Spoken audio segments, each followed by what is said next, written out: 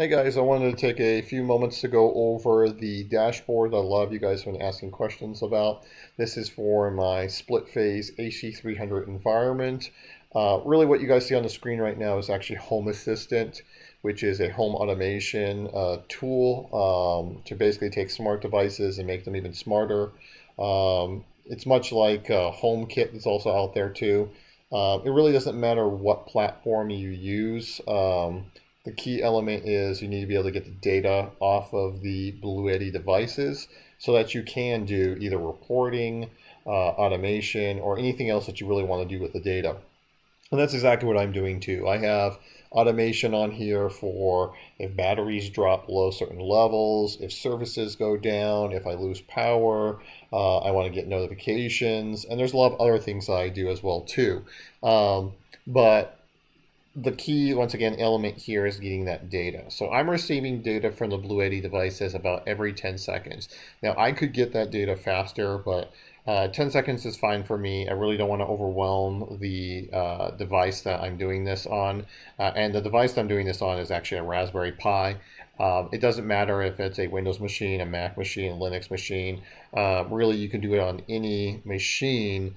I just didn't want to leave my laptop running all the time, so I just bought a cheap little Raspberry 4 Pi. I'm sorry, Raspberry Pi 4, and installed the Python application on it and allow it to deliver the data to my Home Assistant. I think it cost me about 200 bucks to do that. You can also find them cheaper. Just Raspberry Pis right now are very hard to find for some reason. So I want to take a moment. Let me go over with you guys on how I put together my dashboard, what I use it for, and the automation that I do. And either A, I'll give you guys some insight on what you can do with your own environment, or you guys can potentially even take it further. So on the screen here, you'll see on the left-hand side, my first column is my what I call my AC300A, which is my master unit. And then on the right-hand side is my AC300B, which is my slave unit. And I call mine A and B because they match my basically leg 1 and leg 2 of my transfer panel. It allows me just to be able to correlate what's what and what's related to what. The middle column here is basically an overview of the power distribution and a few settings that I have to manage these two environments. Now, if I was to walk over to my Bluetti device right now and change it from a split phase and put it into a single phase, not only is that going to change my slave automatically to a single phase, but my dashboard in about 10 seconds after I do that will automatically change from saying master and automatically go into a single phase mode. That will change my electrical power distribution on here, and it will change some of my notifications and alerts that I get. I need to be running in 240 volts all the time. So if I drop if I drop out of split phase and go to 120 single phase, I want to immediately know. So I have alertings set up for that. Now, I obviously monitor the total battery, which is just the summation of all my B300s. But to me, that's less important. What I'm more interested in is actually each individual battery. I monitor each one of these for the SOC high and SOC low. So basically the state of charge that is defined on the Bluetti device itself. So on the Bluetti device, I have my SOC low set to 70%. And my SOC high currently set to 85%. If one of my batteries drop below that, I'm going to execute an automation that turns on T500s, which are the devices that charge your batteries directly instead of charging through your AC300 or your AC500 head unit. It will actually charge that individual battery directly. So as you can see on battery 1 here, I have a T500, which is represented by this switch down here. And then this is actually my second battery, but for some reason the Bluetti devices called it and claimed it as battery number 3, and I can never change that. So the second battery is actually controlled by this other T500. And you can actually see that these two T500s are on right now and charging. If you look over at my slave, it's between that 85 high and 70% low. So the system is basically saying, hey, I don't need to charge you. So my two T500s here are automatically off and in standby mode. Now, it is, what time? About 10:30 at night right now for me. So obviously I have no solar coming in, and the system's automatically detected that, and it's kicked off automation and special rules for that too. Because if it was the middle of the day, obviously I really don't want my T500s to kick off and on automatically. I really want the full power of my solar panels to come in, because if I'm producing solar and my batteries are, let's say, 99% or 100%, I'm going to start rejecting that solar. I really don't want to. I want all of that solar to be coming in. A couple other rules that I have on my environment too is the variance between my batteries. So on my my master unit right now, I have a 6% variance between the two batteries. I allow for a 10% variance. So as soon as these two batteries go to 11% variance, the health of the batteries is no longer going to be green check mark in a good status. It's going to go into an alert, and it's automatically going to turn on this toggle up here for maintenance mode. Now, respectively, I can come here and I can turn on this manually too. Now, what maintenance mode for me in my automation is, it will take both of these batteries and it will ignore the SOC high and stop charging at 85%, but instead it will actually charge both batteries all the way to 100% to even them out. As soon as it gets to 100%, it's automatically going to turn off this toggle, which is my maintenance mode. Now, I put a toggle on my dashboard here so I can come in here whenever I want. I may come in here and say, I don't like the 6% and I want to turn this on. And what's going to happen is that these two T500s will not stop charging until both batteries are at 100%. So that is automatically all done. That's part of the automation pieces that I include in my package. The other element that I have on here too is alerting. If my AC output shuts off, I want to know that. I have critical loads inside of my house that it is important for me to keep them up. So I want an alert, especially if I'm not home and I don't know the power has gone out. The data delivery service, that data it's delivering from the Bluettis every 10 seconds to Home Assistant, I monitor that service as well too, and that's what's being represented right here. If I lose that connection and it's unable to reestablish a connection within 10 minutes, I'm going to get an alert to my cell phone that says the system is taking more aggressive action to correct the issue, and it may require me to physically do something. Meaning with the aggressive action is, I have that Raspberry 4 environment that is doing that data delivery. If I lose that data delivery for more than 10 minutes, it is automatically going to instruct that Raspberry Pi to reboot itself. That's usually my problem.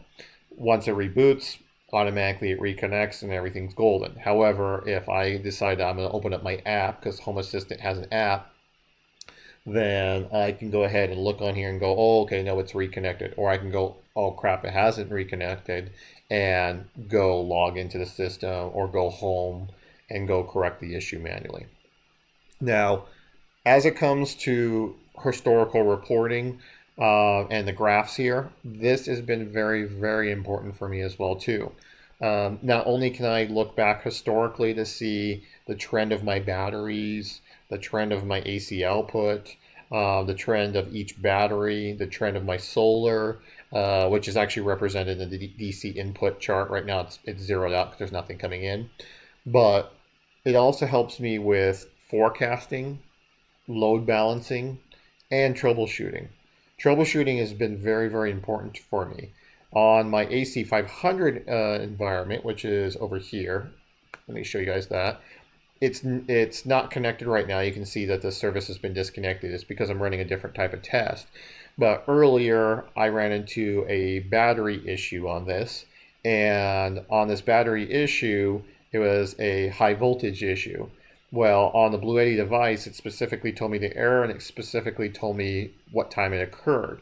So I went over to my battery here, and if I go ahead and click on any one of these things, I can actually pull up charts that will show me anytime, any moment, what was the state of charge. So if I come over here and I hover my mouse, it can tell me at November 13th at 1:35 the state of charge is 50%. Well, I can also respectively go back. Actually, let me go back real quick too. And I can look at what was the output, what was the input of charging that was potentially occurring, what was my cell voltage, what was really occurring. I was able to take that information and send it to Bluetti support so that they have a very, very clear picture of what exactly happened on my environment at the time of the issue. So, been very important to have that historical data as well too. So you can see on here that these guys are running in single phase mode. They're not running in split phase. And you can see my electrical power distribution is automatically at 120 volts, meaning I have special rules for 120 volts versus the 240 volts that my AC300 is running at. So I won't go into this anymore about what I have on my dashboard. You may choose to go ahead and do something completely different, or you may want to mimic some of the ideas. I would guarantee you, if you came back and you look at my dashboard next week, 1 month, it's going to look different because I'm always evolving it and always adding different things to it. Concerning the automation, a lot of it's built into Home Assistant. I'm not going to go into that because there are a lot of videos that show you how to write automation. There's built-in tooling for that. I wind up adding something called Node-RED, which I liked a lot better. Instead of me just writing script or code, I can actually, let's see if this is going to open. This is Node-RED right now. What this is, it allows me to do it visually. I can come in here and say, constantly evaluate the SOC high. Is the battery above the SOC high? If it is, okay, great, move forward. If maintenance mode is turned on or off, move forward. This allows me to visually see the automation so much easier, and it allows me to create these complex rules and visually see it. So once again, I'm not going to go into this because I think that there are plenty of videos out there that cover that. I think the next step that I want to go ahead and show you guys is the what we call the Bluetti-MQTT Service, which is the Python application, and how to set that up. So we'll go ahead and go over that next. Okay, guys, so in order to get the data off of your Bluetti devices, you need to run a Python application. Python can be installed on Windows, Linux, Unix, Mac, and many other devices as well too. But in the example that I'm showing you today, I'm going to actually show you how to install it on Windows and configure this Python application. So in order to successfully make the connection to your Bluetti device, you will have to ensure you have Bluetooth enabled or even a Bluetooth device on your machine. So for Windows users, you can go down here into your taskbar and verify that you actually have Bluetooth turned on. If you don't see this icon, you can go to your start menu and type Bluetooth, or at least start typing it, and then find Bluetooth and other devices here. Click on that. And then it's going to open up the Bluetooth, and you relatively should see it at the top here. Obviously mine's already on. If yours is off, turn it on, because you will require this to make a connection to your Bluetti device. So let's go ahead and get the Python for our machine here. So we go to a browser. Now I went to python.org/downloads. It's going to default for me for the Windows download. Obviously it's available for Linux, Unix, Mac, and other devices as well. I'm going to go ahead and download this. Now I actually already have it. I'm just going to re-download it. And then once that's done, we're going to go ahead and click on the download to execute it so that it can be installed. Once the installation prompt comes up, I'm going to add the Python to path. This just allows me to execute this anywhere in command prompt. And then I'm going to click Customize Installation. On here, I need to ensure that pip is installed. Pip is going to be used to install Python packages, so it's required for us to have that. So let's make sure that's checked, and then you can leave everything as already defined. Click Next.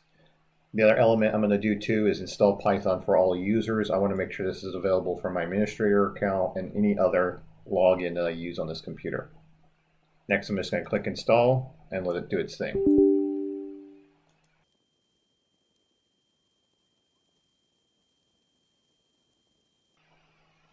Okay, now that setup was successful, we're going to close this.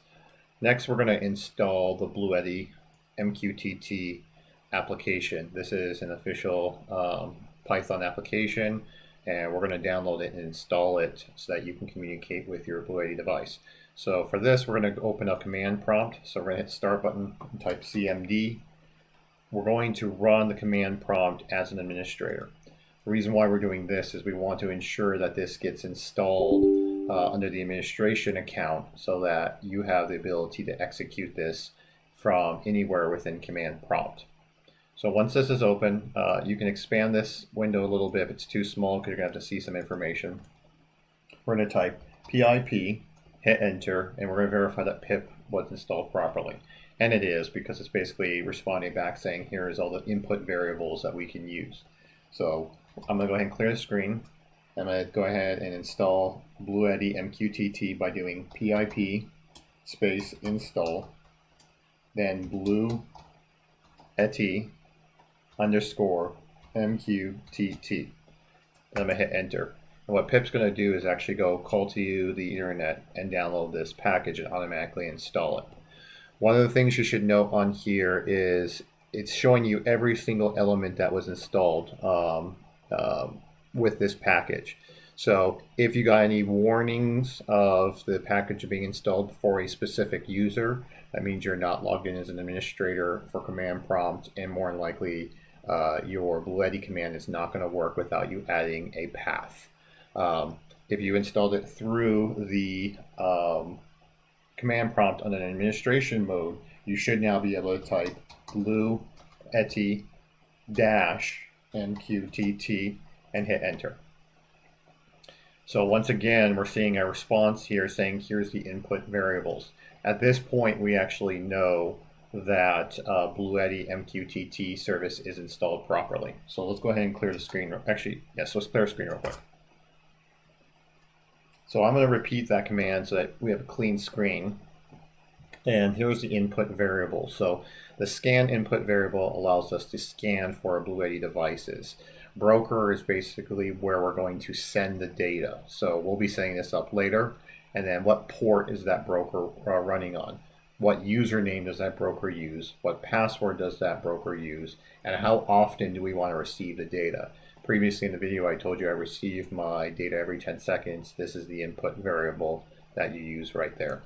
So what we're going to do real quick is we're going to attempt to scan for my Bluetti devices. So we're going to type Bluetti-MQTT space --SCAN for scan. And we're going to hit enter. Now you can see the system is attempting to scan for the devices. Now it's not going to find anything for two reasons. One, my devices are already connected to another device, and it only allows for one data connection at one given time. So basically they're ignoring this request. Two, I'm currently way too far away from my Bluetti devices. So at this point, if you're not within a few feet of your Bluetti devices, you want to go ahead and move closer, and that's what we're going to go ahead and do next.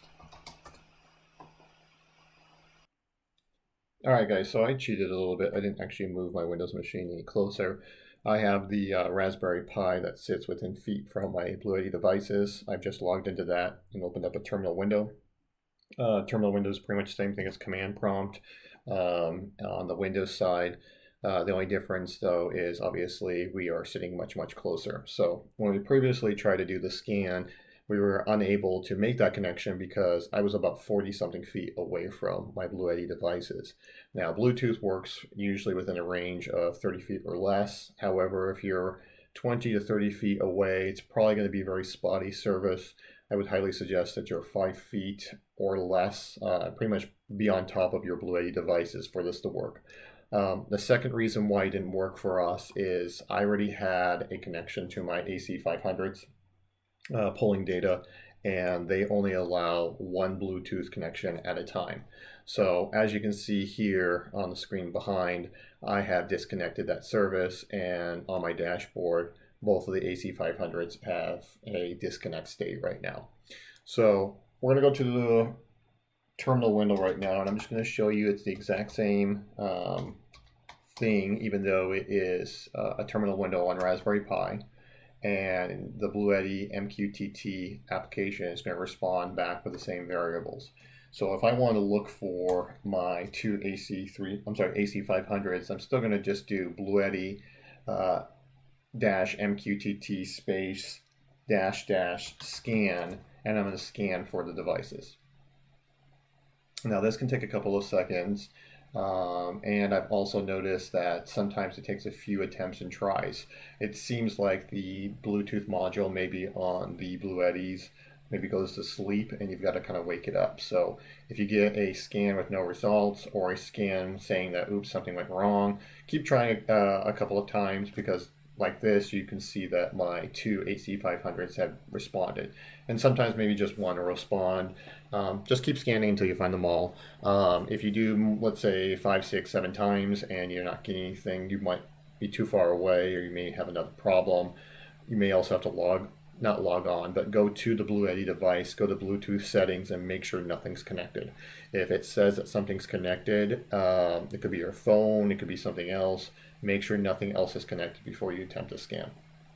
All right, so on the screen here, we see my two AC500s that have responded. Now, you guys can't completely see the full name here because this is my serial number, but it says it's found AC500, my serial number. And the address here is the Bluetooth address. So this is the information that you're going to need to connect to your Bluetti devices. So let me open up a notepad real quick, and we'll record this. Actually, I think I already did record this. I did. All right, so I designate, because I have two units, one obviously is my master and my slave, before I connect them to Home Assistant or any other external device, because if I add my slave into Home Assistant first, all my records are going to be -1. If I add my master second, all my master records are going to be -2. I actually wanted to make logical sense that my master always has the lowest numbers and my slave has the second numbers. It just helps me when I do dashboarding and automation later. So I have designated that the address that ends here in C2 is my master, and the address that ends in 22 is my slave. So if we looked at the input variables that came from the Bluetti-MQTT service, we can send a broker command that says, where do I want to send this data? Now, this broker is an MQTT broker. Home Assistant, I can add an MQTT broker. If you don't know what that means, I'd suggest that you go ahead and look up what is an MQTT broker. You're going to need that to send the data somewhere. Send the data from the AC500s to this broker. Now, on this broker, usually there's a specific port that you've got to connect to, and there is a username and password that's required as well to connect to this broker. The interval, once again, is how often do I want to send that data. So if we come up here and we look at the command that I've put together here, it's basically saying Bluetti-MQTT. What is the broker? Here's the IP address of that broker I want to send the data. What is the username of that broker? What is the password of that broker? And what interval, and that's the 10 right here. Let me highlight that, 10. This is, I want to send the data every 10 seconds. I've told you guys before, I send it every 10 seconds. I don't want to really do it any faster than that. Then you'll note that I have the addresses of my two Bluetti devices here. If you have one device, you would just put 1 here, but then you would do 1 for every other device that you have. Now, for our test case here, I'm just going to connect to my first one. So we're going to copy this. We're going to go back to our terminal window. I'm going to clear the screen. And then I'm going to paste this in. Okay. Now, technically, I should be able just to run this right now and, connect to my Bluetti device, my master, and send the data to this broker. However, this is not my real broker IP address. So let me go ahead and do that real quick. You guys are not going to be able to see this, so bear with me for 1 second.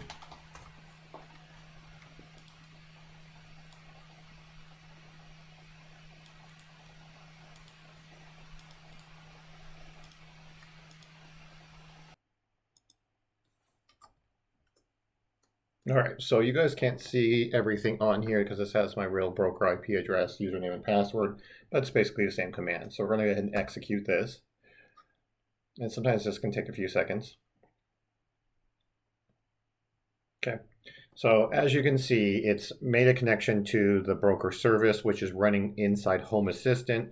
It's looking to pool the clients, which is my client that I provided here, which is the Bluetooth address for my master device. So you're going to see that sometimes it looks like a whole bunch of error messages are happening, but basically what is occurring is the system is attempting to make a connection to the Bluetti device. If it fails, it's going to try again. If it fails, it tries again. Now, there's a lot of other information that's spitted out here. This is for troubleshooting right now, while this project is still in development or in its life cycle. So most of this information can probably be ignored. What you're really looking for is it saying this connected to device. Now, in the background, hopefully you were able to see this, that the Bluetti master has connected. So I'm actually receiving data now, which is great. Everything's connected. Now, if I close this terminal window, obviously the service is going to stop. I actually wind up scheduling this as a automatic job that kicks off and makes a connection and manages that connection. So that's basically what you would do with this. So respectively, if I wanted to connect to my slave unit right now, I would open up a different terminal window. And we're going to expand this. And I am going to go get the information for this one. Okay, so we're going to put our slaves information in here now. Run that. And once again, it might take a few seconds for it to kick off. Okay, so as you can see, it made the connection to the MQTT broker again. It's trying to make a connection to the Bluetti. Once again, it's probably going to take a few attempts. So we're going to watch the screen and let it do its thing, if I can speak properly. Okay. Did not make a connection on the first attempt, so it's retrying, and it says it's now connected. So once again, if you look in the background here, you will see that it is connected. Now, once again, if I close any one of these terminal windows, it's basically going to kill the service. So there are additional things that you can do depending on if you're doing this on Windows, or you're doing this on a Raspberry Pi, or you're doing this on a Mac, where you can schedule a service for this to automatically kick off and run and manage this service that, let's say, for example, if this crashes or something goes wrong, it automatically attempts to restart it. So that's pretty much it for getting this Bluetti-MQTT connected to at least Home Assistant or an MQTT broker. The only last things I can show you here is that it is actually working in the background here. I think we've seen that the battery's gone up. My AC500 environment I'm not really using right now. There's no load on it. I'm really just doing a battery grid charging test right now. It's really going to be my AC300 environment that really displays what the capabilities of this data is and how to do the automations and troubleshooting and graphing and trending and everything else that I talked about before. But all of this would not be possible without the developer of the Bluetti-MQTT service. His name is Stefan. I really highly suggest you go out there and you support him. Make sure that your feedback is provided to him of the great work that he's done for this. This allows him to be able to expand this service, to be able to continue to develop this and provide more elements that currently we're not seeing today. I also don't mind helping you guys out. Let me know what other things you guys want to see. If you want me to take it to the next step on showing you how to set up the Home Assistant with MQTT Broker Service, how I actually created my dashboards, how I created my automation. Definitely let me know what you guys need. I'd love to see what you guys put together when it comes to this, what dashboards you guys create, what type of automations you guys create, what other suggestions you guys have. Please also don't forget to like and subscribe to my channel so that you guys get more information on the troubleshooting that I do and the additional automation and dashboarding and forecasting and load balancing that I do. I'll be definitely coming out with more reviews as well too. So thank you guys for watching. I appreciate you guys taking the time. Please let me know what other questions you have or if anything else now needs to be explained. Thanks, guys.